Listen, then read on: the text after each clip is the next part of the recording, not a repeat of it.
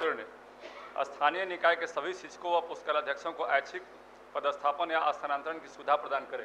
महोदय, मैं कहना चाहता हूं कि नवंबर 2005 के बाद एनडीए की सरकार बनी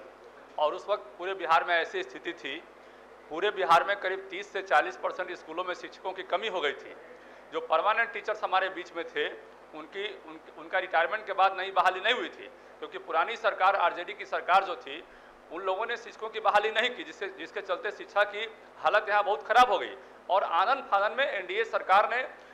शिक्षकों की बहाली की और बहाली के बाद जो है एक रास्ता खोला कैसे स्कूल चलाया जाए। और उस वक्त ऐसी स्थिति बनी कि नियोजित शिक्षक उसके बाद हमारे बीच में आए और उन लोगों ने हमेशा मांग किया उसके बाद कि हमको परमानेंट किया जाए। चूंकि जल्दबाजी में ये बहाली की गई थी इसलिए वहाँ परमानेंट व्यवस्था नहीं की गई थी। हमारा ये कहना है कि लंबे समय से उन लोगों की मांग रही है, 15, 16, 17 वर्षों से उन लोगों की मांग रही है कि हमारा जो भी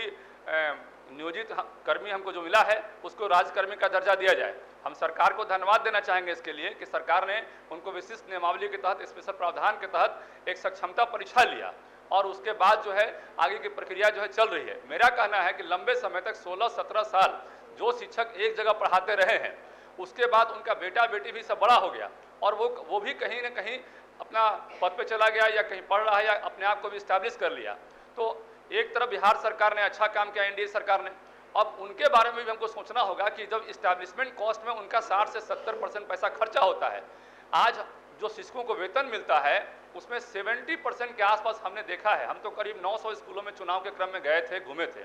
तो 70% पैसा उनका इस्टेब्लिशमेंट कॉस्ट में खर्चा हो जाता है। अब यदि उनका स्थानांतरण, चाहे पुस्तकालयाध्यक्ष हैं या अन्य टीचर हैं, उनका स्थानांतरण उनके घर से या उनके जिले से बहुत दूर कर देंगे तो एडिशनल जो है इस्टेब्लिशमेंट कॉस्ट उन पर पड़ेगा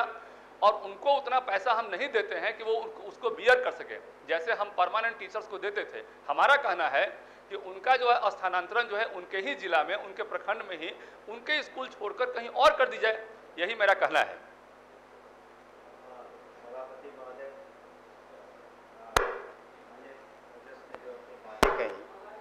विद्यालय अध्यापक के समान स्थानीय निकाय शिक्षकों को बेहतर सेवावसर हेतु बिहार विद्यालय विशिष्ट शिक्षक नियमावली 2023 अधिसूचित की गई है। तो इसके बारे में हमें यह कहना है महोदय कि हम लोगों ने एक कमेटी बनाई है,